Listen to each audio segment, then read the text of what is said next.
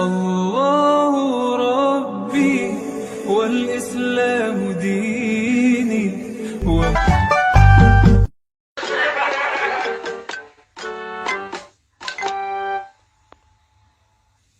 Assalamualaikum.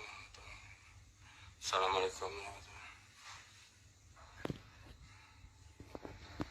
Man, lo ngapain waktu sujud? Malah lo gosek-gosek gini. Ya, gue kan pengen kayak orang-orang, Del. Maksud lo? Udah, gak usah lo pikirin. Lakum dinukum waliyadin. Tahu lo.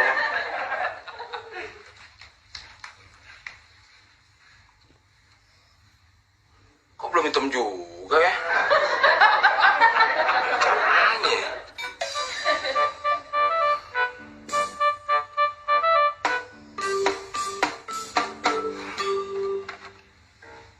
Ini solusinya.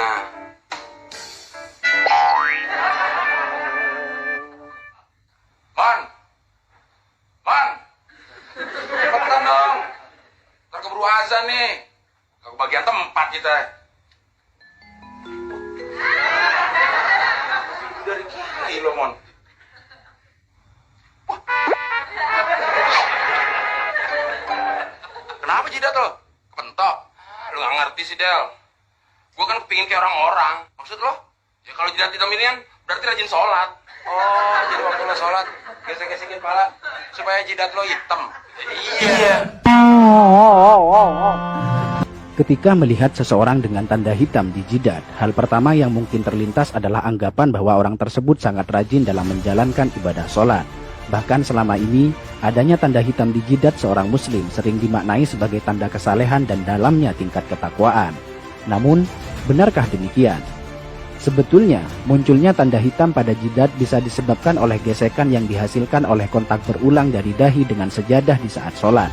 Namun tentu saja, itu tidak menjadi tanda akan kesalehan dan dalamnya tingkat ketakwaan. Sebab, ketakwaan dan kesalehan yang sesungguhnya selalu diukur dengan baiknya akhlak, moralitas, dan tingkah laku. Malahan, adanya tanda hitam di jidat sangat tidak disukai oleh baginda Nabi. Dalam sebuah hadis yang diriwayatkan oleh Anas bin Malik dijelaskan bahwa Rasulullah SAW bersabda yang artinya, "Sungguh, aku marah dan tidak menyukai seorang laki-laki yang ketika aku melihatnya terdapat bekas sujud di antara kedua matanya." Dalam hadis lain yang diriwayatkan oleh Imam Al-Baihaqi dituturkan bahwa Abdullah bin Umar, salah seorang sahabat terkemuka, tidak menyukai adanya bekas hitam pada dahi seorang muslim. Suatu hari, ada seseorang yang datang menemui Ibnu Umar. Setelah orang tersebut mengucapkan salam, Ibnu Umar bertanya kepadanya, "Siapakah Anda?" Orang tersebut menjawab, "Aku adalah anak asuhmu." Ibnu Umar melihat ada bekas sujud yang berwarna hitam di antara kedua mata orang itu. Beliau pun berkata kepadanya, "Bekas apa yang ada di antara kedua matamu itu?" "Sungguh, aku telah lama bersahabat dengan Rasulullah, Abu Bakar, Umar, dan Utsman. Lalu, apakah kau melihat ada bekas tersebut pada dahiku?" Hadis riwayat Al-Baihaqi. Masih dari Ibnu Umar, suatu waktu beliau melihat seseorang yang pada dahinya terdapat bekas sujud. Ibnu Umar berkata, "Wahai hamba Allah, sesungguhnya penampilan seseorang itu terletak pada wajahnya. Karena itu, janganlah engkau memperburuk penampilanmu." Hadis riwayat Al-Baihaqi. Dalam hadis lain dijelaskan bahwa suatu ketika Abu Darda melihat seorang perempuan yang pada wajahnya terdapat kapal seperti kapal yang ada pada seekor kambing. Beliau lantas berkata, "Seandainya bekas itu tidak ada pada dirimu, tentu lebih baik." Hadis riwayat Al-Baihaqi.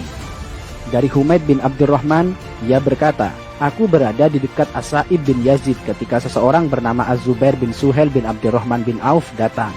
Melihat kedatangannya, Sa'ib berkata, 'Sungguh, dia telah merusak wajahnya. Demi Allah, bekas di dahi itu bukanlah bekas sujud. Demi Allah, aku telah sholat dengan menggunakan wajahku ini selama sekian waktu lamanya. Namun, sujud tidaklah memberi bekas sedikit pun pada wajahku." Hadis riwayat Al-Baihaqi. Sampai di sini, mungkin ada yang bertanya, lantas bagaimana pengertian ayat yang menjelaskan bahwa bekas sujud merupakan tanda seorang mukmin yang nampak melalui wajahnya?